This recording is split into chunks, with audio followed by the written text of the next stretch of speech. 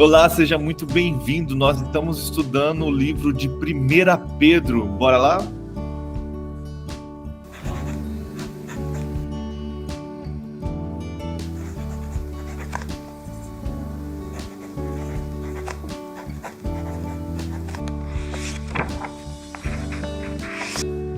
A Ti, Senhor, nós rendemos graças porque o Senhor é bom. Louvado, exaltado e engrandecido seja o Teu nome. Só o Senhor é digno, Pai, de todo louvor, de toda adoração, de toda honra, de todo o poder, de toda a glória. Só o Senhor é digno de ser exaltado, glorificado, louvado, honrado, engrandecido, exaltado, Pai.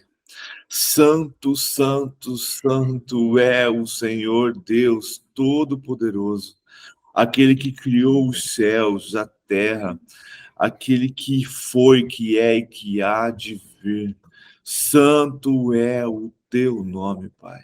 Nós te agradecemos por tua fidelidade, pela tua graça, pela misericórdia do Senhor que se renovou mais uma manhã sobre nossas vidas. Obrigado, Senhor, pelo fôlego de vida. Obrigado, Senhor, pela saúde. Obrigado pela oportunidade que temos de estudar a tua palavra. Obrigado, Senhor, pelo teu cuidado. Obrigado pela nossa casa, pela nossa família, pelo nosso sustento. Obrigado pelo pão nosso de cada dia. Louvado e exaltado seja o Senhor pela nossa família. Nós te agradecemos por tudo, Senhor. Obrigado, Jesus, pela cruz.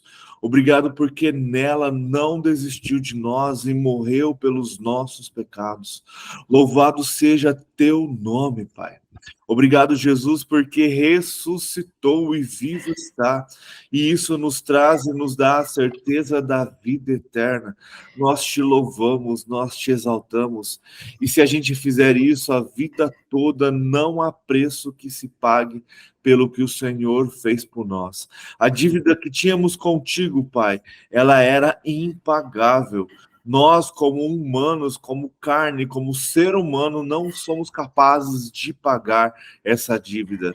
Louvado seja Jesus, porque Ele, com a sua graça, nos resgatou deste pecado, nos tirou deste lamaçal do pecado, e hoje podemos ter uma vida contigo, sermos próximos de Ti, agirmos como sacerdotes do Senhor e viver uma vida nos Teus caminhos, viver uma vida em busca de santidade, em busca de salvação. Louvado e exaltado seja o Senhor, nosso Pai, nosso amigo, aquele que viveremos para sempre juntos. Obrigado, Senhor. Obrigado por tudo, tudo o que tens feito. Obrigado por tudo que já fez por nós e obrigado por tudo que vai fazer. Nós te louvamos e te exaltamos por isso. Espírito Santo, eu te clamo nesta manhã, venha ministrar aos nossos corações. Que a leitura da tua palavra venha transformar os nossos corações, que possamos realmente compreender tudo que o Senhor tem para dizer para nós. E cada palavra, Pai, a gente possa ser revelado através do teu Espírito, através do conhecimento de todos que estão aqui, Pai. Profundezas do Senhor que muitas vezes que por cima de uma leitura superficial não acontece, Pai.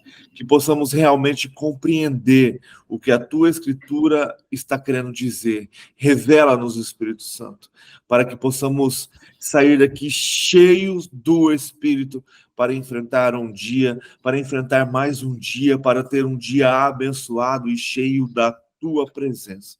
Espírito Santo, vem ministrar aos nossos corações os teus dons, conforme a tua vontade e conforme o teu querer. Dons de profecia, dons de sabedoria, fé, milagre, cura, conhecimento, dom de discernimento de espíritos. Como vamos precisar deste dom para esses dias? Dons de língua, de interpretação, os dons também da igreja, Senhor, como de pastoreio, de mestre, de evangelista, dom de profecia, de profeta, de verdadeiramente apóstolo, Pai. Não somente títulos, Pai, mas pessoas que realmente exerçam essas funções dentro da igreja, Senhor. Levante pessoas, porque temos percebido como a tua igreja tem necessitado desses 5 dons, Pai. Dons que Jesus deixou para a sua igreja, mas que por algum tempo foi eliminado alguns dons. E como precisamos deles, Senhor, para que a tua igreja cresça verdadeiramente pregando o evangelho do teu reino, e não esse evangelho raso, superficial, que muitos têm ensinado, Deus. Nós precisamos da tua presença, nós precisamos do Senhor.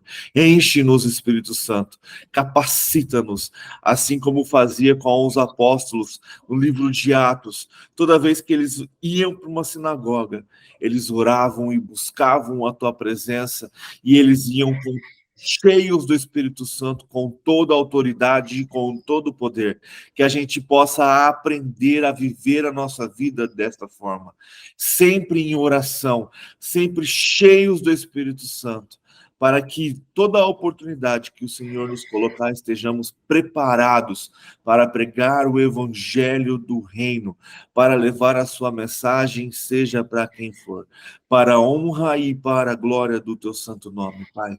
Perdoa, Pai, os nossos pecados e nos ensina, Senhor, a perdoar, assim como o Senhor perdoa aquelas pessoas que nos perseguem, aquelas que nos fez mal, aquela que de alguma maneira fala mal de nós, Pai, ou tenta nos destruir. Nos ensina, Senhor, a perdoar como o Senhor. Nos ensina, Pai, a ter um coração como o seu. Pois a tua palavra diz que se não perdoarmos, o Senhor também não perdoará os nossos pecados. Tem misericórdia de nós, Pai. Nos ensina a ser como o Senhor. Nos ensina a entender a não mais carregar ninguém, para a honra e para a glória do teu santo nome, Senhor.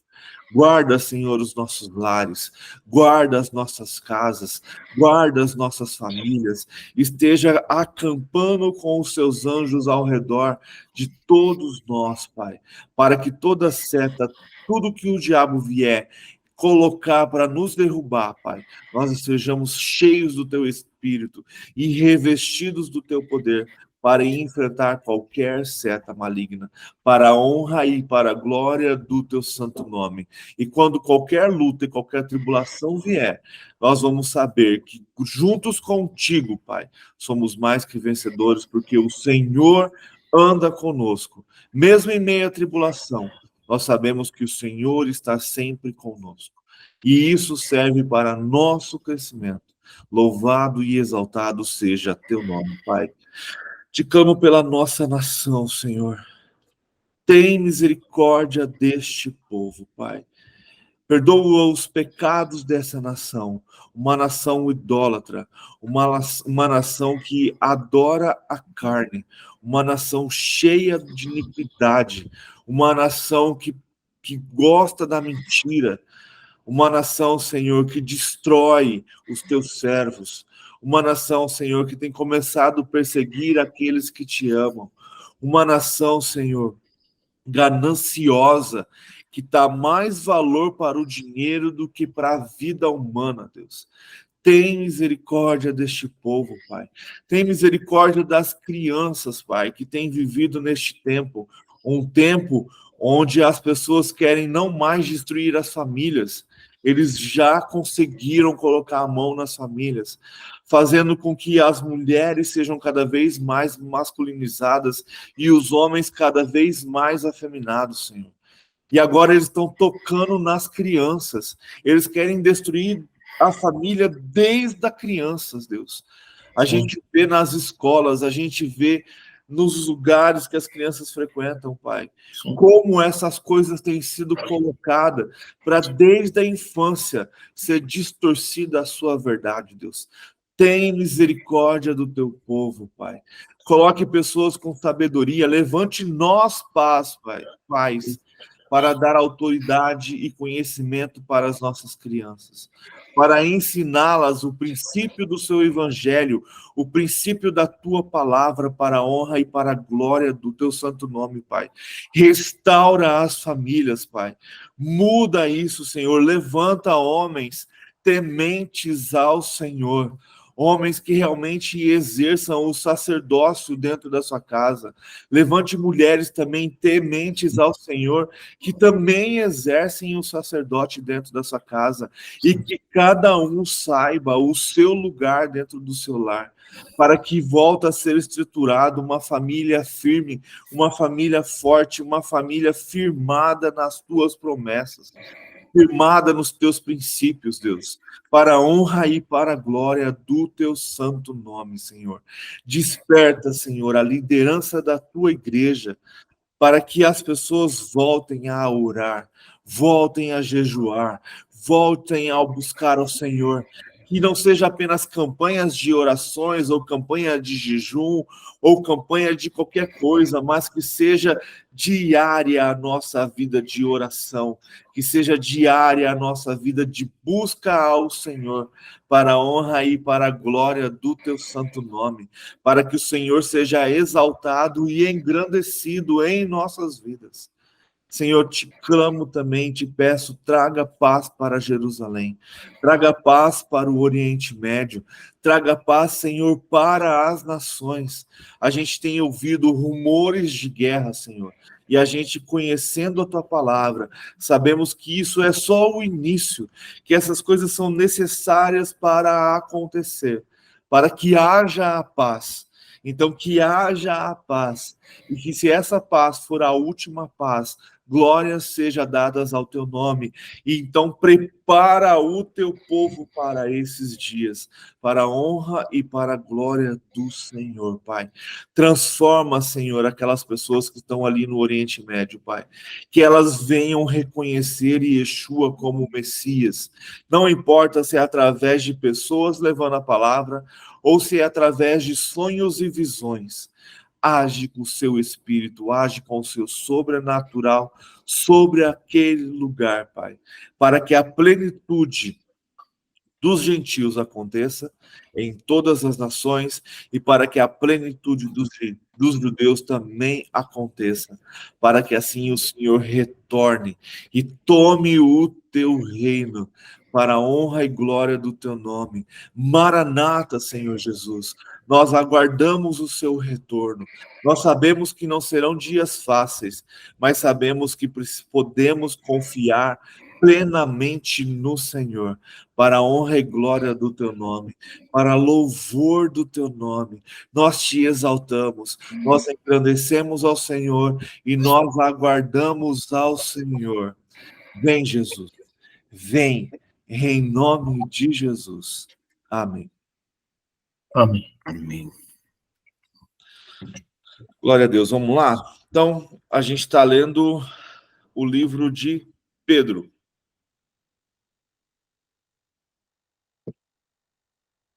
A gente viu que o livro de Pedro foi provavelmente escrito pelo próprio Pedro, ali meados de 60 depois de Cristo.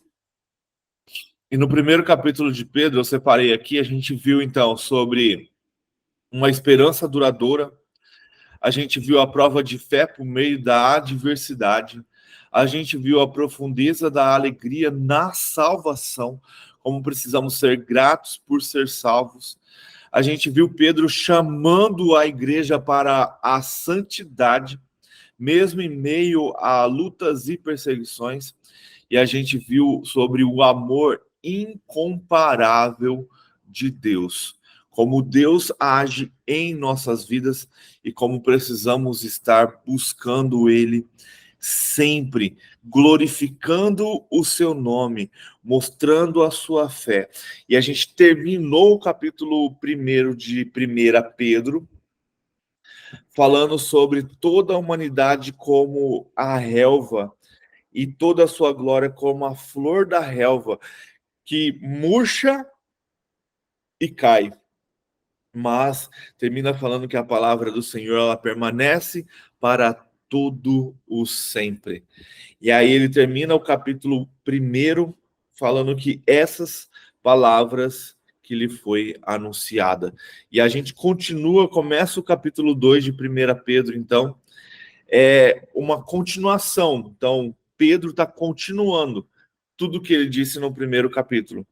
Então, a gente vai continuar, capítulo 2 de 1 Pedro, versículo 1. Portanto, toda vez que você lê esta palavra na Bíblia, portanto, significa que ele está concluindo o que ele já disse.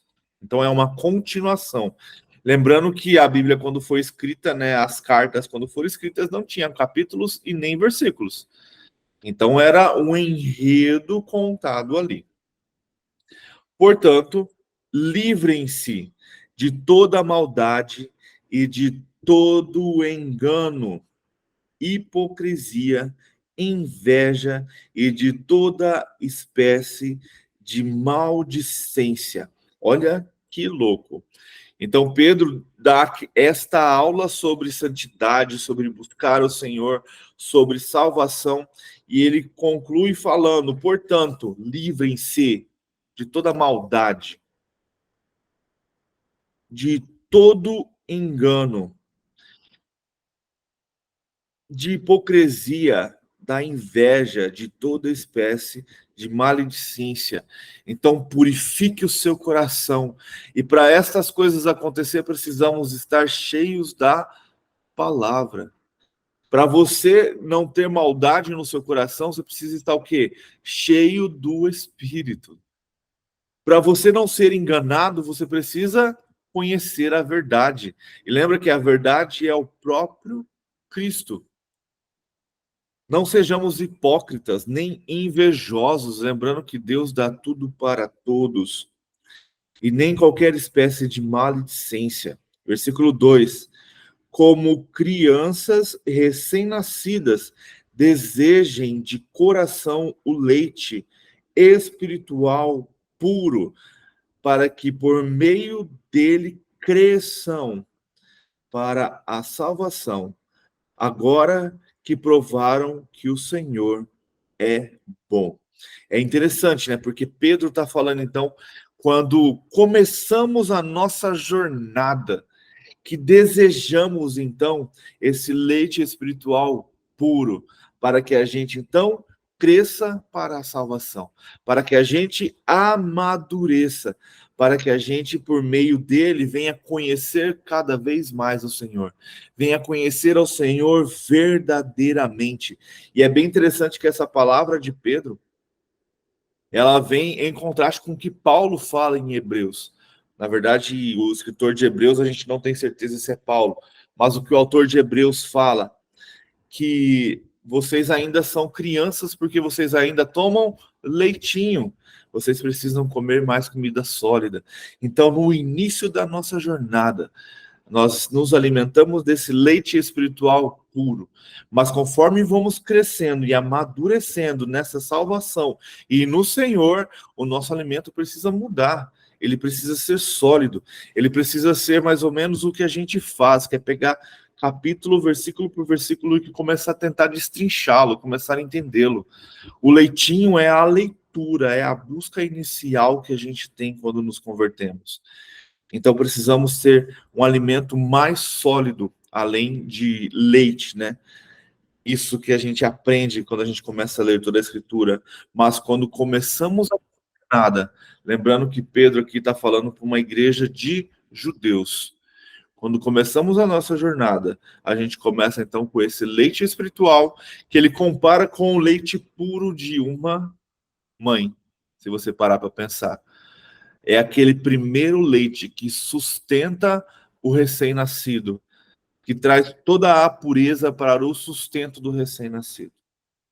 Bom dia, Vanderlei. Bom dia a todos. Bom dia. Versículo 4 do capítulo 2. À medida que se aproximam dele, a pedra viva, rejeitada pelos homens, mas escolhida por Deus e preciosa para ele. Então a gente tem aqui, à medida que a gente se aproxima, então a gente já está falando de crescimento. E à medida que se aproximamos de Cristo Jesus, aquela pedra preciosa. Bom dia, Beth. Bom dia a todos. Que foi rejeitada pelos homens,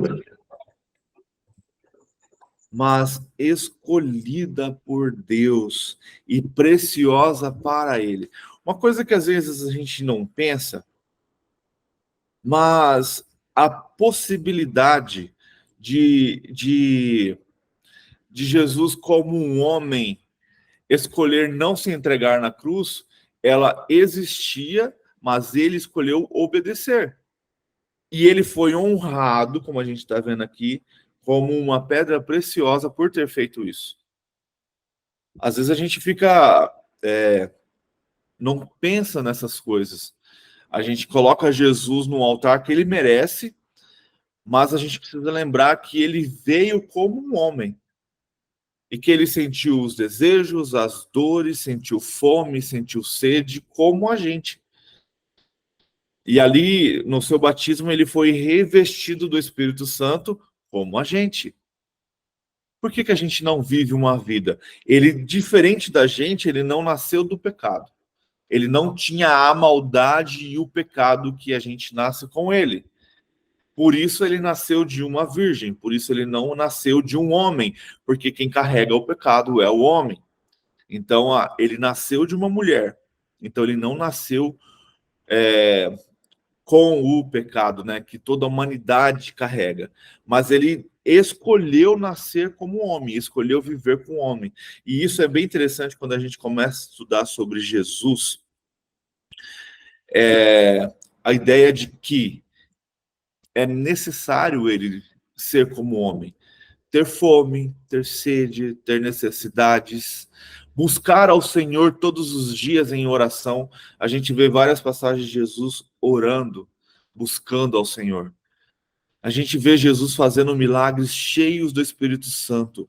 A gente vê no batismo o Espírito Santo se manifestando em sua vida. Éder, mas Jesus também era 100% Deus. Sim, era também 100% Deus. Mas ele escolheu não usar o poder de Deus, porque se ele usasse, pensa comigo, no dia do juízo final, ele não mereceria o reino, porque o reino é do homem.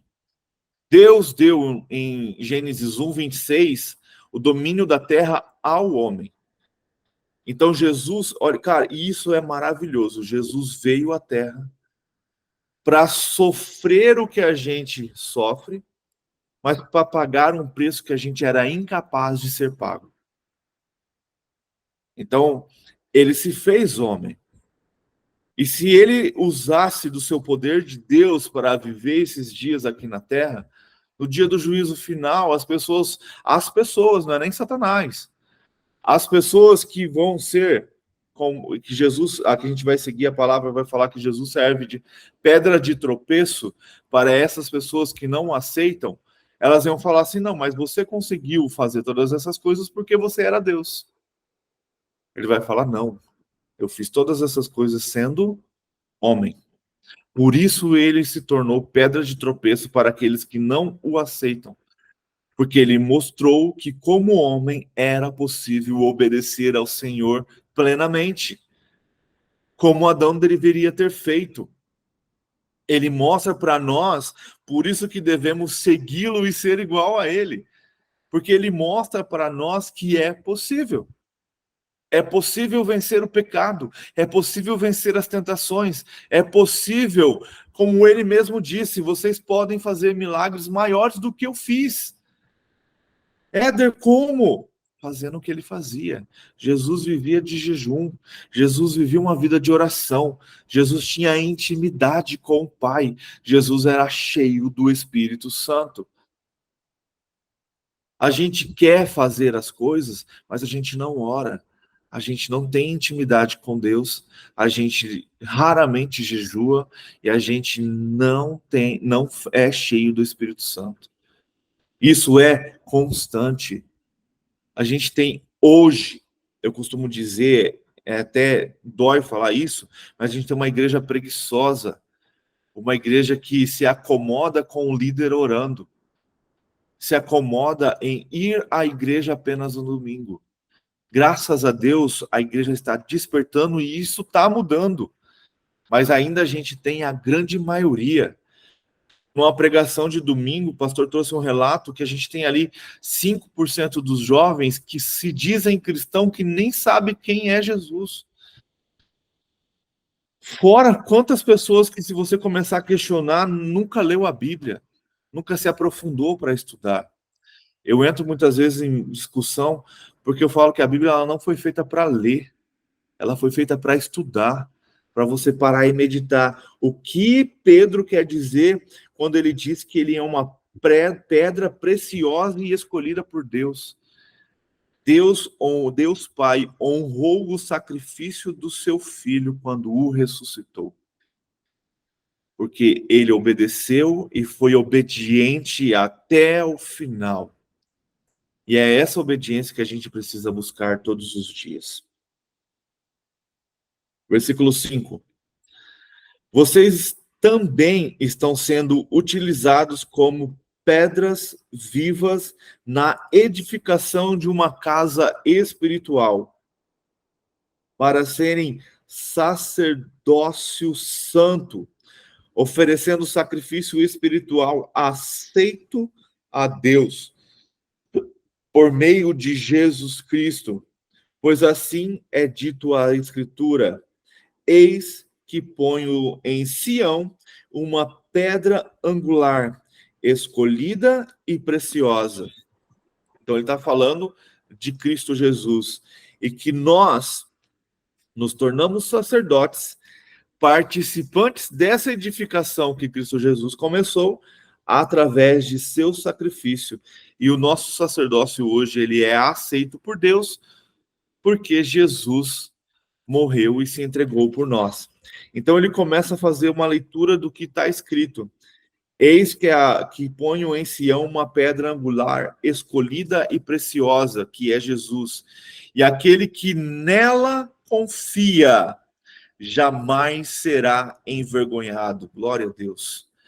Versículo 7. Portanto, para vocês, os que creem, esta pedra é preciosa, mas para os que não creem, a pedra que os construtores rejeitaram tornou-se a pedra angular e pedra de tropeço e rocha que faz cair. Olha que massa. É o que eu acabei de falar. Então, Jesus, ele é a pedra preciosa para aqueles que creem, que jamais vai nos envergonhar, que é aquela pedra que começa todo o alicerce, que é a pedra angular, é o início de tudo. E então nós somos usados nessa edificação. Olha o que Pedro está falando. Deus nos permite fazer parte da edificação que ele começou a construir através de Cristo Jesus. Então nós fazemos parte dessa edificação. Mas para aqueles que não creem em Jesus, ele serve como pedras de tropeço. Éder, como assim? É o que eu acabei de falar. Quando eles chegarem no trono branco, no juízo final, e todos forem julgados, eles vão ver Jesus como homem, como carne. Lembra-se, Jesus ressuscitou e subiu aos céus como homem, como com carne. Não essa nossa carne que vai apodrecer e morrer, mas aquela carne glorificada, a mesma que Adão recebeu lá no princípio. E ele hoje está sentado à direita de Deus Pai, como um sumo sacerdote, intercedendo por nós, homem, carne, com as chagas, para nunca se esquecer.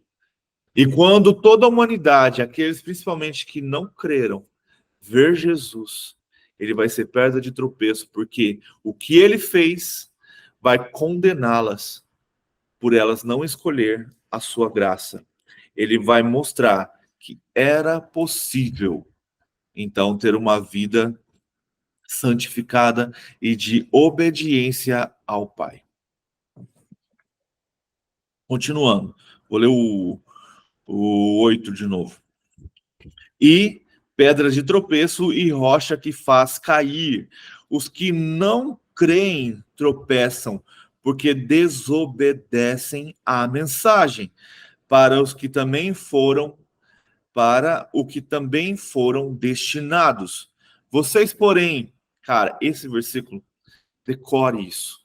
Esse próximo versículo, cara, tem que fazer parte da sua essência, entender isso. Olha o que Pedro está falando. Ele está falando da pedra angular. E ele está falando daqueles que caem porque não obedecem, porque desconsideram a mensagem. Eles desobedecem à mensagem. Eles ouvem a mensagem, mas não querem entender. Aí Pedro detona, cara. Ele fala assim: olha, vocês, porém, vocês que já estão revestidos do Espírito Santo, vocês que estão cheios do Espírito Santo, olha do que eles nos chamam. Pedro nos chama de geração eleita, escolhido, sacerdócio real. Cara, isso é maravilhoso. Nação santa, povo exclusivo de Deus, para anunciar as grandezas daquele que os chamou das trevas para a sua maravilhosa luz.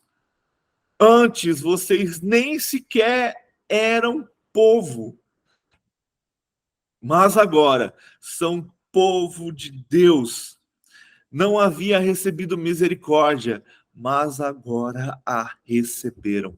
Jesus, com o seu sacrifício, com a sua entrega, ele nos torna, então, geração eleita, sacerdócio real, nação santa, povo exclusivo de Deus. Você sabe quando Deus fala isso? Existem dois momentos, outros, além desse, que Deus fala isso. Em Êxodo, quando Deus tira o povo do Egito, ele chama Moisés e fala assim: vocês são nação santa. Vocês são sacerdócio real. Essa terra é minha e eu vou dar a vocês. Fale para que o povo se santifique, porque eu vou descer e falar com vocês. Ali Deus escolhe o povo hebreu como sacerdócio real. Outro cara que era sacerdote real era Adão. O que é um sacerdócio real? É um rei que adora ao Senhor. Então, em Êxodo, Deus quer trazer de volta isso, o que Adão era. Então Deus fala: vocês são sacerdotes reais. Santifiquem-se, porque eu vou descer e falar com você. Quando Deus desce, o povo morre de medo de morrer. Fala: não queremos ouvir ao Senhor. Que Deus fale com Moisés. A partir deste momento, não temos mais sacerdotes reais. Nós temos sacerdotes e depois nós vamos ter reis. Nós não temos mais o sacerdócio real. Deus para ali o que ele queria fazer. Eu costumo dizer que o hebreu ele não entendeu o chamado do Senhor. Deus chamou o povo hebreu, escolheu desde Abraão para que eles fossem sacerdotes e levassem a mensagem do Deus único para todas as nações, para todos os povos ali em volta. O que eles fizeram? Se fecharam neles mesmos. Eles escolheram não evangelizar as nações. Eles escolheram se fechar em si próprio. E aí, então, a gente tem toda a história, né? Muitos se perdendo. E aí, então, vem Jesus, maravilhoso, se entrega por nós, é obediente ao Pai, mesmo sendo homem e sendo tentado como ele foi, ele continua obediente ao Pai, ele se entrega e ele se torna, então, sumo sacerdote. É aquele que está direto na presença do Pai intercedendo por nós. Ele se torna sumo sacerdote. E isso faz de nós sacerdotes. Então nós não precisamos mais de nenhum homem para ter acesso a Deus. Nós precisamos apenas de Jesus. Nenhum homem é necessário para nós termos acesso a Deus. Apenas Jesus. E aí Jesus fala então o quê? Os discípulos perguntam: Senhor, quando virá o seu reino? Jesus fala: já é e ainda não. Tipo, ele já está aqui e virá. Então, quando aceitamos Jesus, também nos tornamos reis com ele. Em Apocalipse está aqui, quando Jesus desce para tomar posse do seu reino, em sua coxa está escrito o quê? Rei dos reis. Então ele nos torna também reis. Então nós somos sacerdócio real. E aí a gente vê essa frase também lá em Apocalipse. O Senhor nos chamando também de quê? De nação santa, de sacerdócio real. Então, olha o que Pedro escreve. E isso precisa estar no nosso coração. Nós somos geração eleita, sacerdócio real, nação santa, povo exclusivo de Deus, que Ele preparou e nos separou para anunciar as grandezas daquele que os chamou das trevas para a maravilhosa luz. Isso tem que estar no seu coração. Isso tem que ser uma certeza na sua vida. Versículo 11. Amados, insisto em que, como estrangeiros e peregrinos neste mundo, vocês se abstenham dos desejos carnais que guerreiam contra a alma. Então, Pedro está falando, olha, para vocês se tornarem santificados, lembrando que vocês não são daqui, se separem, fuja, corra, não deseje os pecados da carne, porque ele guerreia contra a sua alma. Esses dias eu estava vendo um estudo e fala sobre isso. Quando a gente está em pecado, quando a gente tem essa vida imunda, né, que a gente pode chamar assim, sem o Senhor, a nossa alma ela está em desespero, porque ela não consegue entender e nem sabe o que buscar. Então a gente começa a encher a nossa alma de porcarias. E a nossa alma, ela deseja, ela anseia. Eu gosto muito quando Isaías fala, a nossa alma ela é como a corça. Você sabe por que a corça, quando ela está com sede, ela fede. Ela começa, quando ela fica muito tempo sem água, ela começa a exalar um cheiro que atrai predadores. E aí ele fala assim, como a corça que clama pelas águas. Por que a corça clama pelas águas? Porque a água vai fazer esse cheiro dela sair e ela vai durar mais. Então ela clama, ela sai gritando em busca de água para poder fugir dos seus predadores. E a nossa alma, ela clama pelo Senhor como a corça clama pelas águas. Isso está em Isaías. Então que a gente possa também fugir do pecado, e encher o nosso espírito, a nossa alma da presença do Senhor, para que a nossa carne aqui já comece a desfrutar do reino do Senhor ainda em vida, e a gente possa exercer esse sacerdócio real ainda nesta nossa vida. Versículo 12. Vivam entre pagãos de maneira exemplar, para que, mesmo que eles os excusem, mesmo que eles os acusem de praticarem o mal, observem as boas obras, e que vocês pratiquem as boas obras que vocês praticam, e glorifiquem a Deus no dia da sua intervenção.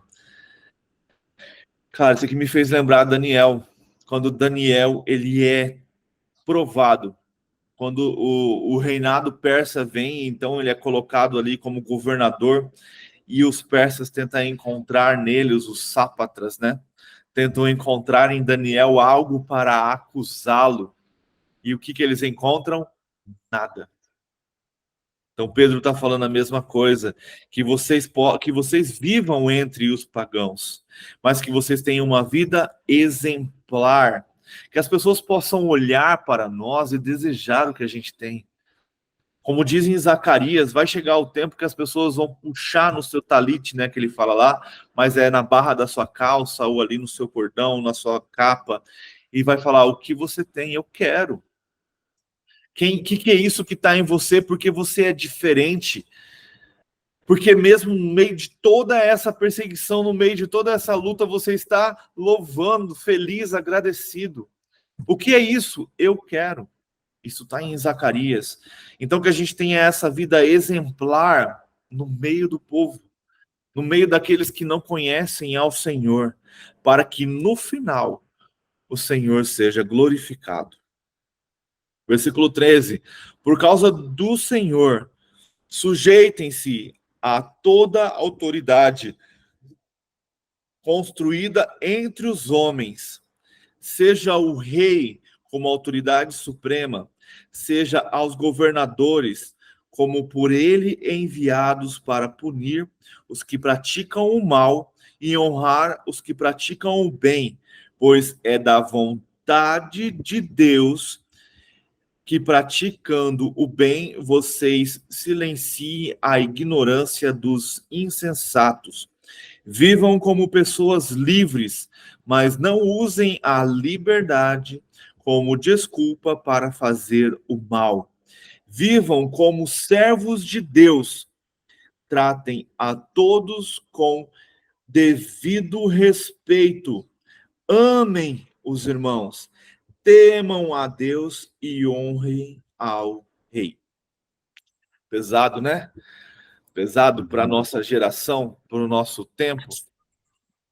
Não indiferente de quem esteja, de quem não esteja. Pedro está deixando bem claro, a gente vê Paulo também falar a mesma coisa para Timóteo. Orem pelos seus governantes. Orem pelo seu rei, pela sua liderança. Honre a sua liderança. Porque elas foram colocadas ali por Deus. Foi para que a vontade de Deus seja cumprida. Mas como assim? Cara, eu tenho no meu coração que a igreja cristã brasileira, ela estava vivendo um oásis. Um momento de muita paz, de muita calma, de muita tranquilidade. Isso fez a igreja se tornar morna. Uma igreja que não orava, uma igreja que não buscava. Lógico, não estou generalizando, tem suas exceções. Mas a gente percebe que a igreja brasileira, a maior parte dela é uma igreja tranquila. É uma igreja sossegada, eu costumo dizer. E para trazer um avivamento é necessário oração, é necessário quebrantamento, é necessário transformação.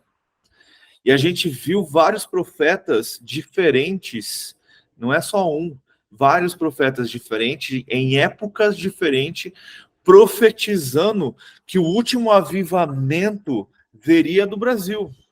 Como que vai vir um avivamento de uma igreja que não ora? De um povo que escolhe ir à igreja só aos domingos?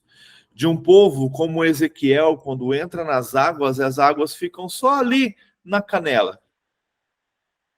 É necessário obedecer ao anjo, né, que manda Ezequiel, vai mais fundo. É necessário mergulhar no Senhor. E aí, quando a gente estuda a história da igreja, a gente percebe que os grandes avivamentos e os grandes momentos de mudança na história da igreja veio nos momentos de perseguição. A história, ela começa com a igreja apostólica, que é a história na época que os apóstolos eram vivos, que era o momento de implantação das igrejas. Depois desse período, a gente tem a história da igreja perseguida, que é a história que a gente vê lá em Roma, né? Lembra que o Coliseu foi usado para jogar cristãos lá dentro e servir de alimento para os leões? Sabe que neste momento foi quando a igreja mais crescia. Quanto mais Roma matava os cristãos, mais cristão surgia. A igreja cresce nos momentos de tribulação, a igreja cresce nos momentos de perseguição. Uma igreja sossegada e em paz como a gente tinha aqui no Brasil cresce? Cresce. Mas pensa só, se todo cristão fizesse o que o evangelho manda fazer, que é obedecer, então se ele obedecesse, ele faria o que Jesus fala em Mateus 28. Ide e levai o evangelho a todas as nações. Se todos os cristãos que estão dentro da igreja levasse apenas um, o Brasil todo já seria cristão. mas nós estamos sossegados. Me incluo nisso. Estamos sossegados. Estamos plantados e não levamos o evangelho.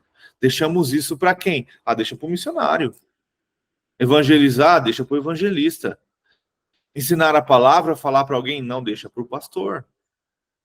Deus nos comissionou. Todos nós somos filhos, todos nós somos servos e todos nós devemos pregar o evangelho. Todos nós temos a missão. Todos nós somos evangelistas. Todos nós devemos levar a palavra de Deus. Vamos continuar?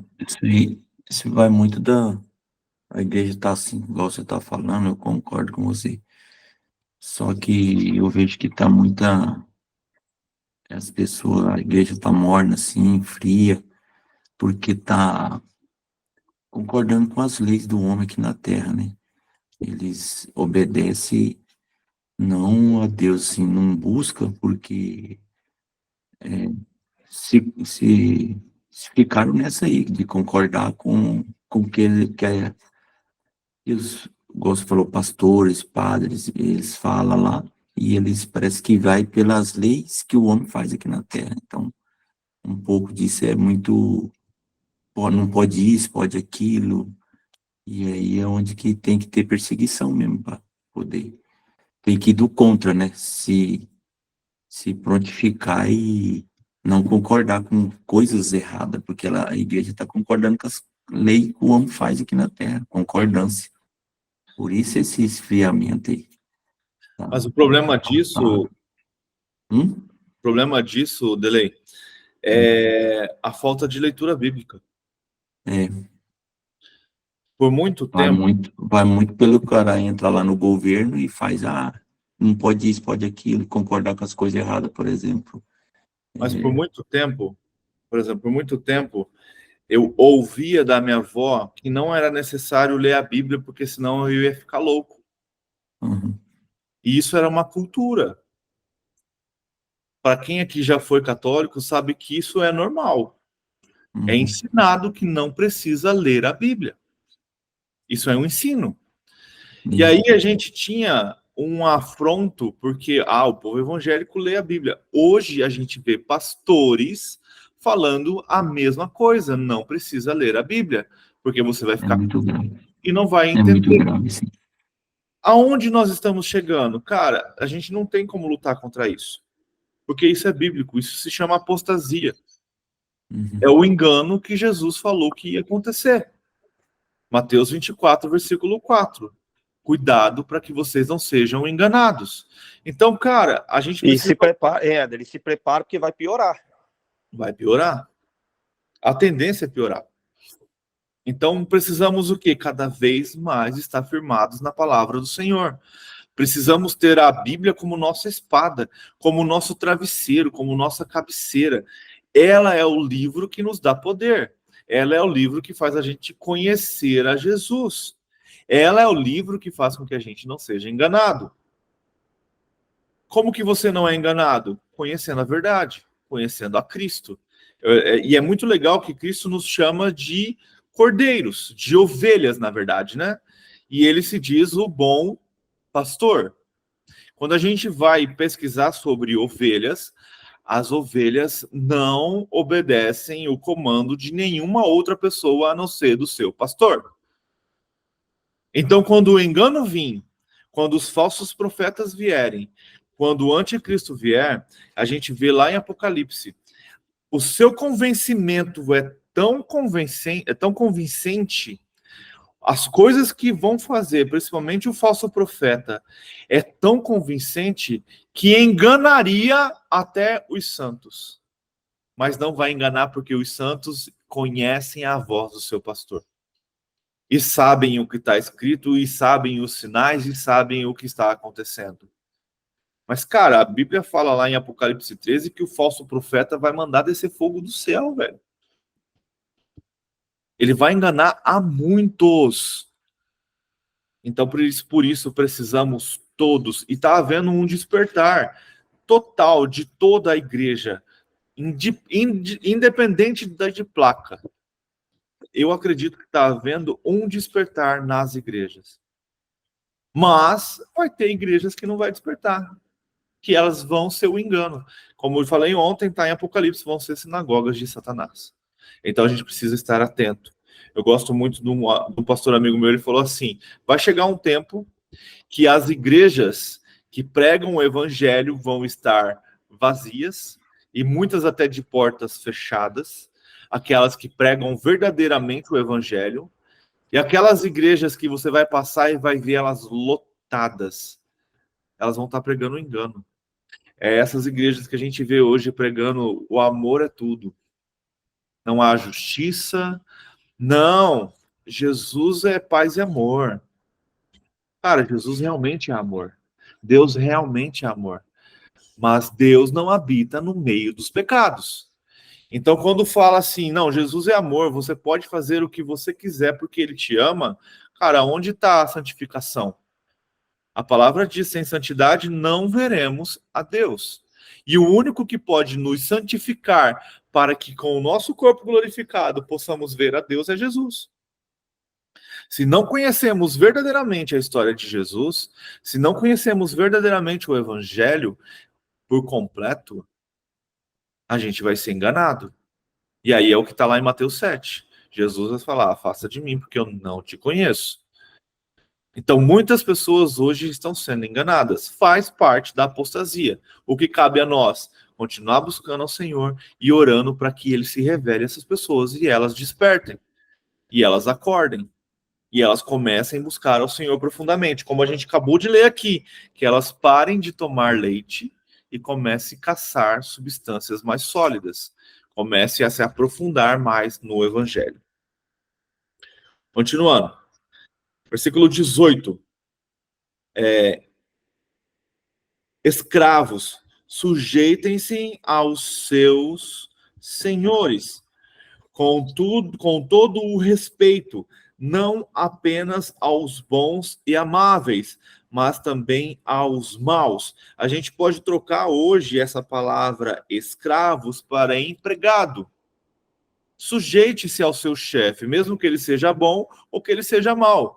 Aqui Pedro está falando sobre honrar aquele que está acima de você.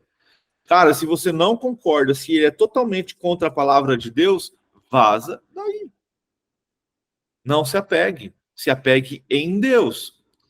Mas se você quer continuar ali, não, é um emprego bom, é o que eu sempre quis, é o meu trabalho, eu amo o que eu faço, você vai ter que se sujeitar ao seu chefe, honrando-o, mesmo ele sendo bom ou ele sendo mau. Por quê? Porque isso é testemunho de quem você é. Isso é testemunho do evangelho. O que adianta você falar, eu sou crente, domingo pega a Bíblia, põe debaixo do braço, vai para a igreja, aí durante toda a semana você está falando para os seus amigos de trabalho, pô, meu chefe não presta, meu chefe é aquilo, começa a falar mal dele. Iniquidade. Você está pecando. Você está desonrando a Deus ao desonrar o seu chefe, porque você está servindo de mau testemunho. É muito sério. Se você não suporta, não dá mais, sai daí. Vai procurar outra coisa. Agora, não adianta você ficar desonrando a Deus porque você não gosta daquela pessoa que está acima de você. Isso funciona dentro de igreja também, tá? Se você não concorda com o seu pastor, com a sua liderança, é melhor você sair dessa igreja e ir para outra do que você ficar desonrando quem está acima de você. Lembre-se, você está desonrando não só o pastor ou o líder da sua igreja, você está desonrando a Deus. Porque você está se tornando fofoqueiro. Você está pecando. Porque quando se você não gosta, não concorda, mas fica quieto e aceita porque gosta do lugar, beleza. Agora, quando você não gosta dele, você entra no seu carro, a hora que termina a cerimônia, e começa a falar mal da mensagem, mal do pregador, mal de qualquer coisa, para a sua família mesmo, você está testemunhando contra. Você está desonrando. Sacode a poeira e sai dali, né, Éder? Você está Falar que a desonrando poeira o não seu tá líder. bom, então vamos procurar outro lugar. Você está desonrando o seu líder e ainda está carregando a sua família para o mesmo caminho. Então precisamos entender, esse sistema de honra é muito sério. é muito sério, serve como testemunho para o evangelho. Versículo 19. Porque é louvável que por motivo de sua consciência para com Deus, alguém suporte aflições sofrendo injustamente, pois que vantagem há em suportar açoites recebidos por terem cometido o mal? Mas se vocês suportam sofrimento por terem feito o bem, isso é louvável diante de Deus. Por isso, vocês foram chamados, para isso vocês foram chamados, pois também Cristo sofreu no lugar de vocês, deixando-lhes exemplo, para que sigam os seus passos. Você sofrer pelo mal que você fez, que glória há nisso? É isso que ele está dizendo. Agora, vai haver perseguição, vai haver luta, vai haver aqueles que se tornarão mártires, e vai haver aqueles que vão se esconder em cavernas. E ninguém está julgando ninguém. Mas que quando a gente sofre pelo bem que fazemos, olha o que Pedro diz, é louvável diante de Deus. Porque estamos fazendo o bem. E quem está nos perseguindo é o mal. Lembra-se, a nossa luta não é contra carne nem sangue. A nossa luta ela é espiritual. Então, quando fomos perseguidos, eu estava fazendo um estudo sobre esses últimos dias, sobre sobreviventes, e eles estavam falando um negócio bem interessante. Ninguém acorda. Não, agora eu sou um mártir. Eu vou viver o evangelho até a morte. Vou morrer pelo evangelho. Não. É uma consequência da sua experiência com Deus. Nos últimos dias, vai haver aqueles que vão viver o evangelho de maneira que podem morrer a qualquer momento, com ousadia e autoridade do Espírito Santo. E se morrer por Jesus pregando o evangelho, a palavra do Senhor fala em Apocalipse, esses são os santos que vão receber vestes brancas, vão receber a coroa, e o seu nome vai estar lá, ó, escrito na coluna do templo de Deus. Mas, Éder, mas eu não tenho coragem. Cara, não tem problema. Esses serão aqueles que o Senhor também fala, suba para os montes, fuja, se esconda, para que vocês sejam salvos. Mas a gente precisa ter uma certeza só. Não podemos negar a Cristo. Não importa. Não importa a vida da sua família, nem a sua própria. Não podemos negar a Cristo. Isso tem que estar acima de todas essas coisas. Lembrando que sempre a morte ela é apenas uma passagem. Se você crê na vida eterna, como a gente leu lá em Hebreus, não podemos ter medo da morte, porque quem tem medo da morte é servo de Satanás. Pesado, né? Mas está escrito em Hebreus. Por quê? Porque se a gente tem medo da morte, a gente não entendeu o sacrifício de Jesus na cruz. Não estou falando também para você sair agora aí como um louco querendo morrer. Isso é suicídio, isso é diferente. Mas não podemos temer a morte. E lembrar que desejar a morte também é pecado. Sim. Como o próprio Paulo fala, né? Por Paulo, ele fala, por mim, eu queria ter morrido e já estar em Cristo, que é muito melhor.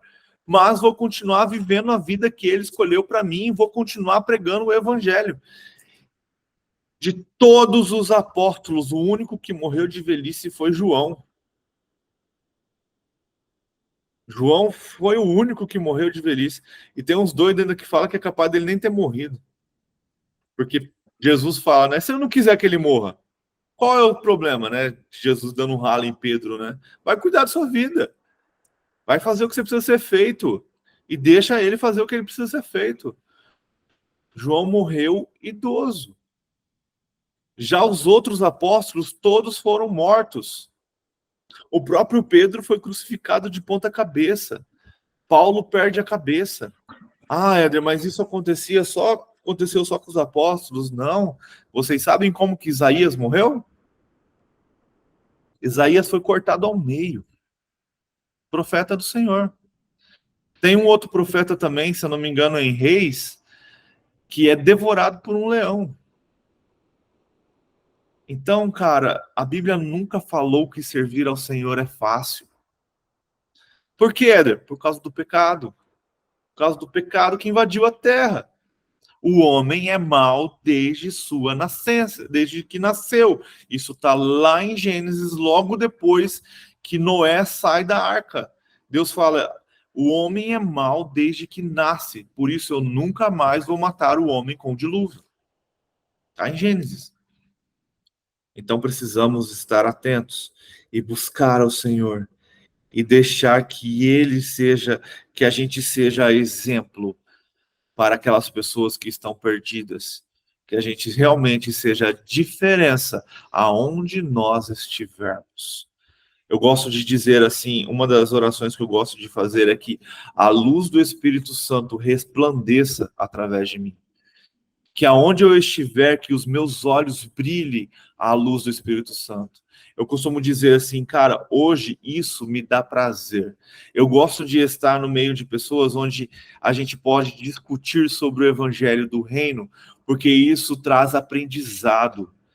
Nós aprendemos uns com os outros. Tem uma coisa que é bem interessante. Deus não vai revelar para você aquilo que a pessoa que está próxima de você já sabe. Por exemplo, o Diego tem uma revelação vinda do Espírito. E é o que eu estou buscando. Deus não vai me revelar. Porque ele já revelou para o Diego. Eu preciso tirar isso dele. Como que eu vou tirar isso dele? Conversando com ele sobre o que eu estou buscando. Ele vai falar, cara, eu tenho uma visão disso. Deus me falou assim, assim, assim. Pronto, recebi. Isso é o corpo. Isso é a igreja. Por isso que precisamos andar em unidade. Por isso estamos aqui buscando ao Senhor. Para que essas palavras não sejam apenas uma leitura, mas que juntos possamos aprender. Por isso, o microfone de vocês não é fechado, vocês todos podem abrir, falar, perguntar, questionar e colocar a sua posição também. Não sou dono da verdade. Eu também estou aqui aprendendo. Deus me colocou para fazer isso, glórias a Deus, mas todos aqui podem falar. Todos podem ensinar, eu estou aberto para aprender também. E vamos continuar, versículo 22. Ele não cometeu pecado algum e nenhum engano foi encontrado em sua boca. Olha que maravilha, velho. Pedro está falando do Cristo, falando de Jesus, que ele não cometeu pecado algum e nenhum engano foi encontrado na sua boca. Versículo 23. Quando insultado, não revidava. Quando sofria, não fazia ameaças, mas entregava-se àquele que julgava com justiça. Ele mesmo levou em seu corpo os nossos pecados sobre o madeiro, a fim de que morrêssemos para os pecados e vivêssemos para a justiça. Por sua ferida, vocês foram curados. Por suas feridas, vocês foram curados. Pois vocês eram como ovelhas desgarradas, mas agora se converteram ao pastor e bispo das suas almas. Cara, maravilhoso. Tem um negócio que eu acho muito massa, continuando ali o estudo que eu estava fazendo sobre Jesus, e quem estava dando a aula ensinou um negócio, cara, eu fiquei assim, cara, que massa. Jesus, para a gente finalizar, uma coisa que a gente precisa entender que no Calvário, quando Jesus estava orando ali, ele até suou sangue. Jesus temia realmente a sua dor e crucificação, mas eu acredito que naquele momento ali, a maior dor de Jesus, lembre-se, Jesus sempre soube que ele precisava morrer. Ele sempre soube que ia sofrer. Ele prega isso nos evangelhos, ele avisa isso aos seus discípulos. Ele fala que este templo, ele aponta para ele, será destruído e em 3 dias ele reerguerá. Ele não está falando do templo, ele está falando dele. Então ele sabia que ele ia ser moído. Está em Isaías. Em Isaías fala que o pai se agradaria em moer o filho. Então ele sabia de tudo isso. Mas eu acredito que naquele momento ali, naquela noite que ele está orando no Calvário, e ali no Getsemane, e ele transpira sangue, porque ele recebe a pior das revelações. O cálice que eu acredito que ele ali não queria tomar, não era essa dor física. Era aquele momento na cruz, onde todo o pecado da humanidade estava sobre ele. Naquele momento, ele não chama mais Deus de Abba. Ele não chama mais Deus de Pai. Ele fala Elohim, Deus meu, por que me abandonaste? E aí, nesse estudo que eu estava fazendo, foi o único momento na história, foi o único momento em que Deus e o Espírito Santo ali, né, viraram, se afastaram de Jesus. Não é que houve um rompimento, mas houve um afastamento. Por quê? Deus não habita em meio aos pecados. E naquele momento, Jesus estava sobre ele todo o pecado da humanidade. Então, por um momento, cara, olha isso. Por um momento, Deus se afastou de Jesus para que Jesus nos unisse para sempre a Deus. Cara, olha isso, velho. Jesus, por um momento, teve que se afastar do Pai para sempre nos unir ao Pai. É impagável. É impagável. É a parábola daquele cara lá que Jesus fala que devia 100 denários. E ele clama ao seu Senhor e o Senhor o perdoa. 100 denários é uma dívida impagável. É uma dívida impagável. Você vai viver sua vida toda e não consegue pagar. Lembrando que 1 denário é o trabalho praticamente de quase 1 ano. É muita coisa para moeda, para conta daquele tempo. É uma dívida quase impagável. O cara chega a falar que vai escravizar toda a sua família para pagar aquela dívida. E aí, esse cara sai o quê? Grato. Mas quando ele encontra alguém que deve a ele, o que ele faz? Ele bate nesse cara, ele julga esse cara, ele quer escravizar esse cara. Então ele não foi grato, ele foi grato pelo que ele recebeu, mas ele não transbordou o que ele recebeu. Então precisamos entender isso. Jesus se fez justiça por nós. E isso que Pedro fala é maravilhoso. Ele morreu pelos nossos pecados para que vivêssemos a sua justiça. Fechou, gente? Senão eu vou continuar aqui falando até amanhã, porque eu sou apaixonado por isso. Se alguém quiser falar, comentar, perguntar, fiquem à vontade. Hoje o aprendizado foi muito bom, Éder. Quando você comentou esse versículo aqui, ó, vocês suportaram o sofrimento por terem feito o bem. Isso é louvável diante de Deus. Para isso vocês foram chamados. Olha o tamanho disso aqui. Dos chamados, pois também Cristo sofreu no lugar de vocês, deixando-lhe exemplo. Isso aqui é maravilhoso, cara. Aqui você tem por isso que é bom estar lendo não, né? Estudando e ouvindo as explicações, as discussões. Esse versículo aqui é um aprendizado, é um ensinamento muito bom, maravilhoso. Aqui tem um entendimento mesmo para tudo. Amém. Para que siga o seu exemplo. Muito bom. Muito bom. Fechou, gente? Fechou. Éder, eu quero rapidinho agradecer também, achei maravilhoso o estudo. Me caiu uma ficha aqui, nessa parte do estudo, quando comentou, né, que o Espírito e o Pai deixou ali por aquele momento, dado que veio ali toda o pecado, né, o pecado da humanidade. Aí eu me refleti quantas e quantas vezes, né, a gente, humano, às vezes acaba se afastando, fazendo alguma coisa que Deus não se agrada, e aí nesse momento parece que tudo vai desabar, né? Tudo, tudo acaba não fluindo na sua vida.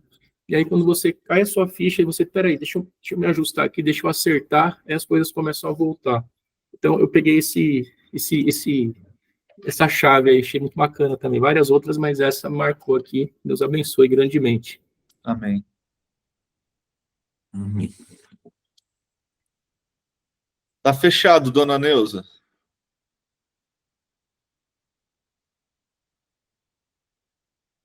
Eu tô vendo a senhora falar, mas não escuto. O seu áudio tá fechado.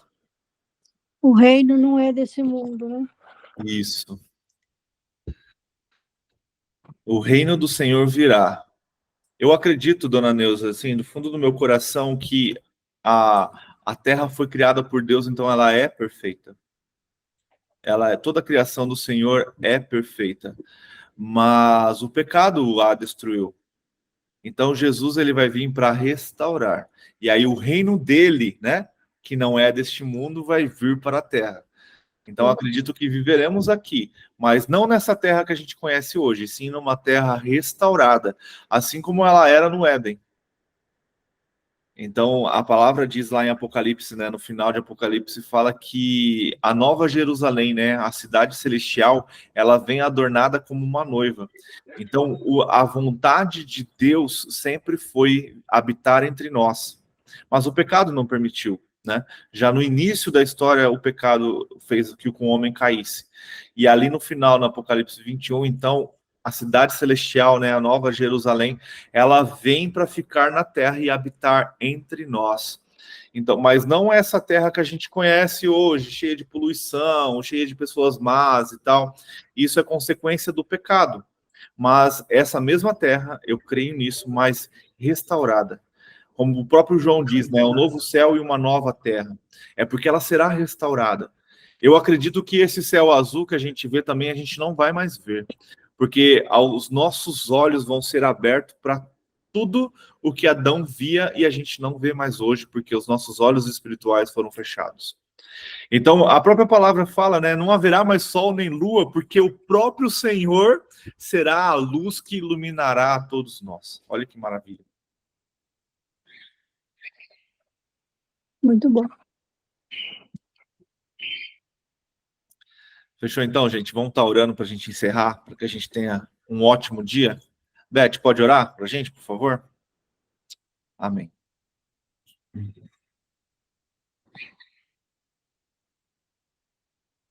Teu áudio está fechado. Eita. Paizinho querido, santificado, glorificado seja o teu santo, precioso nome. Tu és o alfa, o ômega, o princípio e o fim. Tu és o Senhor de todas as coisas. E o que mais me encanta é que tu és o Abba, meu pai, meu paizinho. Obrigada, Pai, por esse privilégio de me chamar para ser sua filha.